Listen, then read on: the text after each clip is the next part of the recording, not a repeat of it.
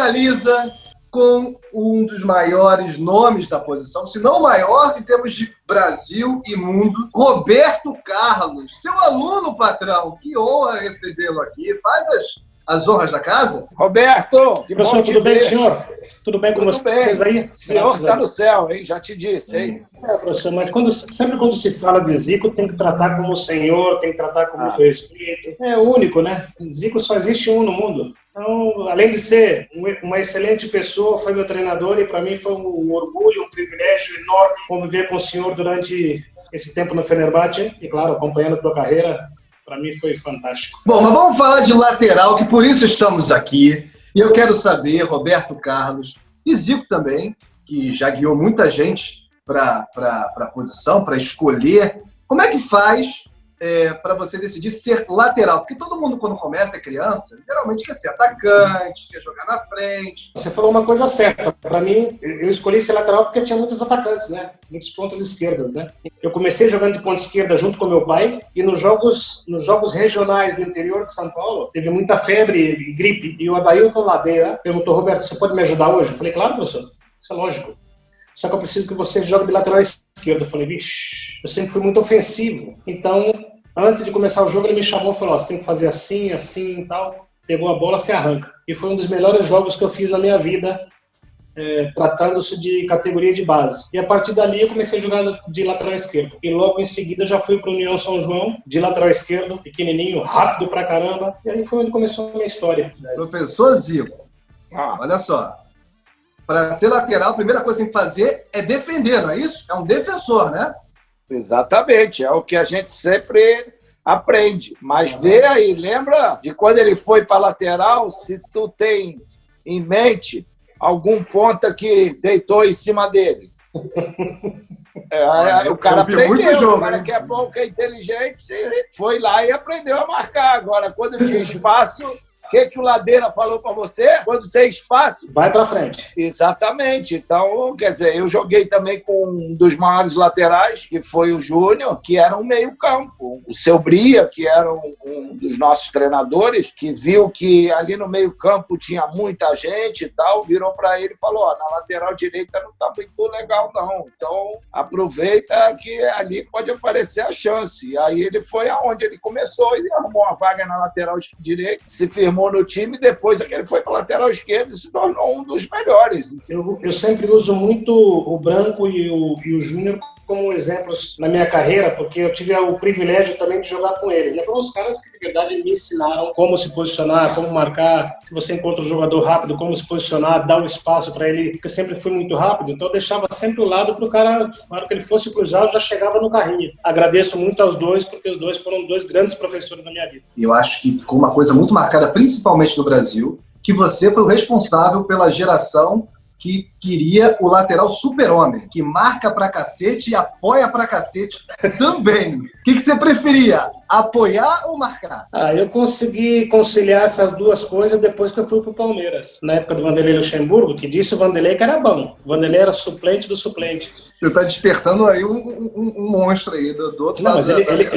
Mas ele falava pra mim: eu sou melhor que você, eu vou te ensinar. É bem simples. E de verdade ele me ensinou muito. Ele pra mim foi um paizão enorme. E eu dependia muito do posicionamento, do sistema tático do treinador em relação ao time. Na época minha aqui do Real Madrid, quando joguei, o Capello, Del Bosque, Gus Hiddink, Jupp Heynckes foram treinadores que botavam exatamente o sistema pra gente tacar muito pelo lado esquerdo. Eu tinha na minha frente o Zizou, eu tinha na frente o Zé Roberto, eu tinha o Sábio, eu tinha o Solari. Então eu dependo de treinadores, como nós fizemos na Fenerbahçe, não, professor? O professor ele montava um sistema de um time solto. Perdeu a bola, cada um sabia exatamente o que tinha que fazer. Eu sempre dependi do sistema do treinador. E, lógico, a confiança do treinador. Se você atacar, vai ter sempre alguém atrás fazendo a cobertura. Isso, para mim, foi o mais importante para que o Roberto Carlos tivesse essa carreira tão gostosa e bonita no futebol. Você não pode abrir mão de caras que têm um poder ofensivo muito grande e que podem decidir para você lá na frente. Então, outros que cubram ali. Eu tive na seleção do Flamengo jogando com laterais desse jeito, né? O Leandro, o Júnior, Marinho, Nelinho. Então, o Roberto pegou lá ainda o o Edu Dracena falar, Roberto subiu, você já vai lá para lateral, que problema teu, meu irmão, não vou abrir mão dele, não. O professor Zico, por exemplo, ele jogou bola, ele sabia mais ou menos o que tinha que se fazer dentro de campo. Trabalhar com o Zizu, com o Zico, até mesmo com o Del Bosque, que foram jogadores, é mais fácil que eles enxergam o sistema tático de uma maneira diferente e usa muito os jogadores com mais qualidade ou no poder ofensivo ou defensivo para que o time possa crescer. Zico falou de dois que são tão bons no que faziam, eram tão bons no que faziam, o Leandro defendendo, tanto que virou zagueiro depois, e o Júnior atacando, tanto que virou depois camisa 10 na teoria da função, né? Craque daquele Flamengo de 92, principalmente. E aí eu queria perguntar para o Zico, é mais difícil achar lateral que marca bem ou é mais difícil achar lateral que apoia bem? Marcar é mais fácil, né? É só você aprender poucas coisas. Agora, para apoiar, você tem que ter talento, tem que ter qualidade, inteligência, criatividade, drible. Tem uma série de coisas que quem apoia tem que fazer. Então, o mais importante na defesa, que é meu modo de ver, é ele saber fazer cobertura. Se ele souber fazer cobertura, aí eu acho que isso é um ponto fantástico na marcação pro lateral. Você faz 80 metros a um ritmo e voltar no mesmo ritmo que você atacou é diferente. Então, a nossa volta era completamente diferente. Eu sempre voltava pelo meio do campo. Quando eu fazia em linha reta, eu perdia muito tempo. Então, quando eu comecei a entender que o volante fazia cobertura, que o zagueiro estava atrás, que o time defendia todo para o meu lado, eu sabia exatamente o caminho certo que eu tinha que seguir para não me cansar e, ao mesmo tempo, fazer a cobertura para quem está fazendo a cobertura para mim. É muito interessante. No campo, você tem que pensar muito. Não é só ser bom no setor ofensivo. Não é só ser bom na parte defensiva. O que você está falando é conhecer os atalhos do campo, né? Essa experiência, essa sagacidade. Mas isso é com o tempo, né? Isso vai com o tempo. O que eu sempre usei nos times que eu dirigi, e a maioria dos que eu joguei, todos eles usavam só um cabeça de área. É difícil você, depois de um certo tempo, que apareceram aqueles dois cabeças de área, principalmente quando no Brasil veio a linha de 3 zagueiros, essas coisas. Mas nos meus times, por exemplo, a cobertura é feita. Se é o Roberto lá, que é o lateral esquerdo, vai no ataque, o quarto zagueiro vai a cobertura dele, o volante entra na do quarto zagueiro, e o Roberto, na volta, vem como volante, porque o caminho é mais curto. Do outro lado, a mesma coisa. E eu acho que o Roberto ainda pegou isso. Quando o Brasil jogou na Copa de 2002 com 3 zagueiros, mas eram 3 zagueiros meio aqui que o Edmilson fazia a linha de 3 ali, mas quando o Brasil jogava, ele ia como um volante, não deixava de ser um volante, ele não ficava com aqueles 3 zagueiros em linha ali. Quando nós tínhamos a bola, ele se colocava na frente, quando o adversário tinha a bola, ele se colocava como líbero. Exatamente. Então isso depende muito, você pode jogar num 3-4-3, ou no 3-5-2, ou no 4-1-4-1, e jogar em grupo, ser um time capaz de se posicionar sem a bola, você não consegue ganhar nenhum jogo. Eu acho que isso fez com que o Fenerbahçe, na nossa época, professor, fosse tão longe nessa competição da Champions League, porque era um time que sabia exatamente, além de nós tínhamos um grande treinador. E o que chegou mais longe entre os brasileiros na Champions, nas quartas, e a maior equipe da história do Fener, e me corrija se eu estiver errado, me parece ser também a equipe turca que chegou mais longe na Champions, é isso? Foi. Agora eu só não cheguei na semifinal porque esse cara aí teve uma fratura na perna e não pôde jogar contra o Chelsea. A participação da galera, que colocamos lá a tua foto na seleção, Roberto, tá bombando no nosso Instagram, @canal510, no Twitter, @canal510, na comunidade do canal, que já tem mais de 1 milhão de inscritos, então se inscreva, acione o sininho lá, que a gente está rumo ao 2º milhão. Fala, Babi. É isso mesmo. A gente colocou a pergunta: quem é o seu lateral esquerdo favorito? O João Silva disse que é o Leonardo do Flamengo de 87. O Afonso Machado respondeu Felipe Luiz. O André Senna falou que é o Júnior Capacete e não tem outro. Boa. O Andrew falou que é o Marcelo. Até porque ele falou o seguinte: até porque, para mim, ele é o melhor lateral esquerdo da história. É a opinião dele, tá aí. O Giovanni Castilho respondeu: ninguém se compara a Roberto Carlos, grande lateral monstro, velocidade e capacidade técnica. Babi, a minha história no futebol futebol foi feita toda aqui fora, né? Eu joguei apenas 2 anos e meio no Brasil, né? Por isso que sempre quando me perguntam, eu sempre falo desses laterais que nós tivemos, que só o Brasil tem. O Brasil teve os melhores laterais esquerdos do mundo. Eu entro nessa parte mais de embaixador ou representante do nosso país aqui fora, mas eu só consegui ganhar os títulos importantes que eu ganhei porque eu joguei com craques, eu joguei só com fenômenos. Para mim, isso é o que vale. Né? E você tem aí, nesses laterais que você citou, do passado, você tem um que se tornou uma enciclopédia, que era o Nilton Santos. Exato. Né? E depois o Marinho Bruxa, Deus o tenha, também foi eleito um dos melhores do mundo na posição na Copa de 74. Então, eu acho que os representantes da lateral esquerda nos mundiais do Brasil são caras inesquecíveis, cara. Como é gostoso ser brasileiro e saber que nós somos bons nisso, né? Aí chega o Roberto Carlos, pé direito, não é o forte, ele bateu forte! Quando se pergunta de melhor lateral esquerdo do mundo, eu sempre falo Paulo Maldini, porque eu vi o Maldini de perto, joguei contra o Paulo e vi de verdade o que ele representava. Eu vi o Júnior pela televisão e tive a oportunidade de jogar com ele. Falando nisso, você foi um grande cemitério de lateral esquerdo na seleção. Ninguém chegava lá. Tinha uma geração maravilhosa. Na época a carência era pela direita, mas na esquerda teve... eu lembro de Atirson, eu lembro de Felipe, eu lembro de um monte de jogador qualificado que não teve oportunidade. Não se sinta assim, que a gente sempre brinca com o Zico também, que o que ele também deixou de camisa 10 do Flamengo de fora, depois que ele assumiu também, não foi brincadeira. Qual era a grande diferença sua para esses outros jogadores? Eu sei que você é humilde, mas qual era a grande diferença sua? Porque ficou tanto tempo, de 94... a 2006. Eu era rápido, eu era divertido, eu era referência do time, eu era líder, eu era diferente dos outros. Nunca deixei faltar nada. Eu acho que isso fez com que também eu pudesse jogar sempre com alegria, jogar sempre feliz. Não sei, eu queria aprender sempre. Até hoje, nos jogos aqui de veteranos do Real Madrid, eu procuro fazer algo diferente. E outra coisa, não deixa ninguém jogar. Eu lembro 2002 que o jogo contra Costa Rica, o Juninho... Júnior. Depois para aguentar o Juninho na concentração.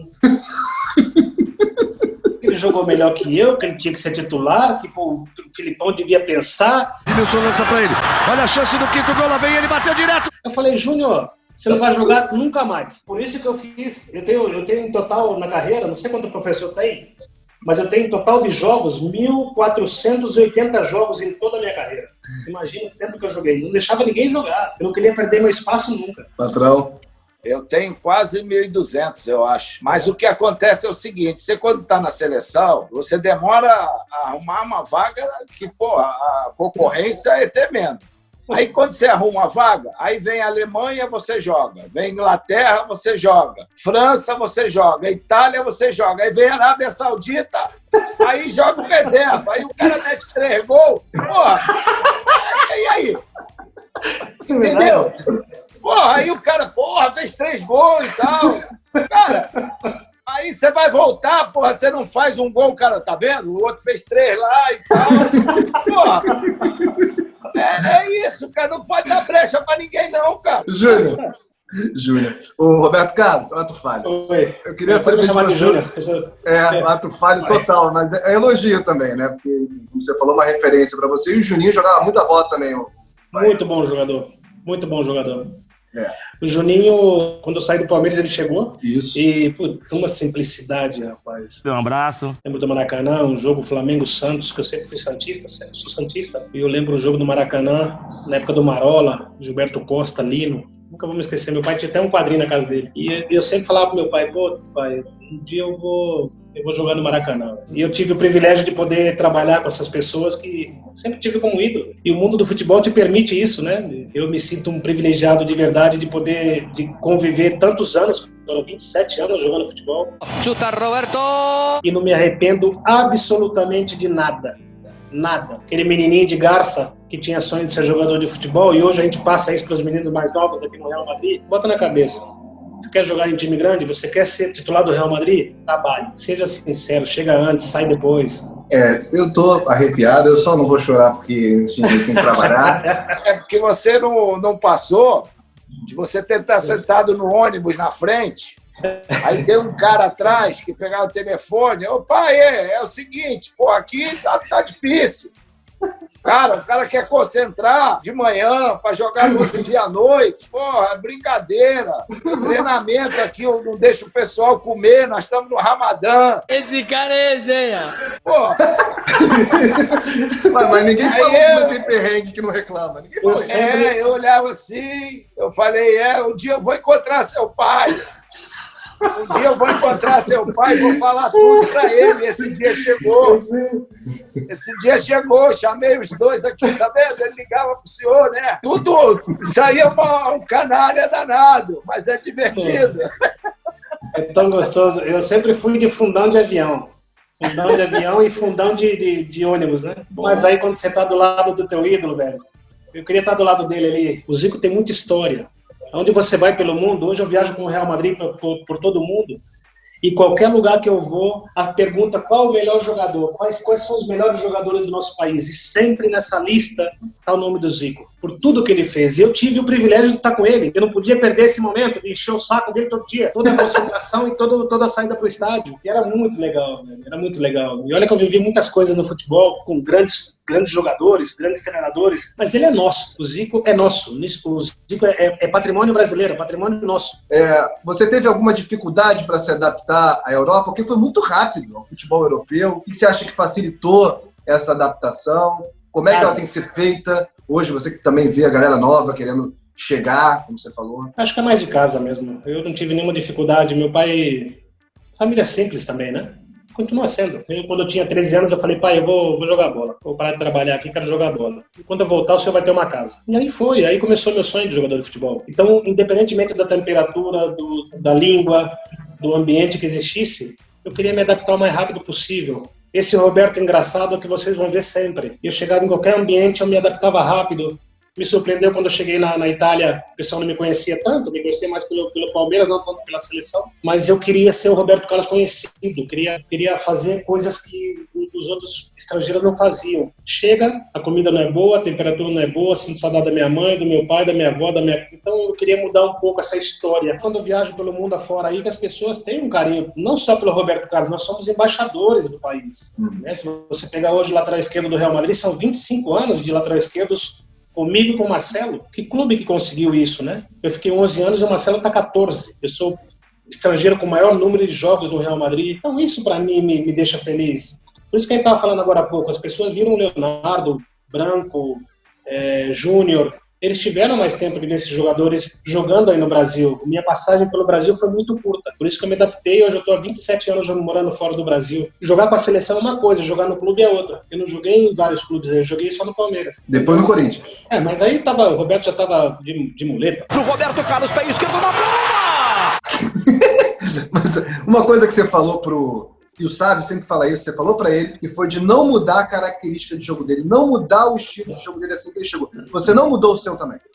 Não mudei o meu. Mas ao mesmo tempo eu tive sempre boa relação com os treinadores que eu tive. Então eu falava, professor, me ajuda aqui porque o senhor sabe que eu sou mais ofensivo, né?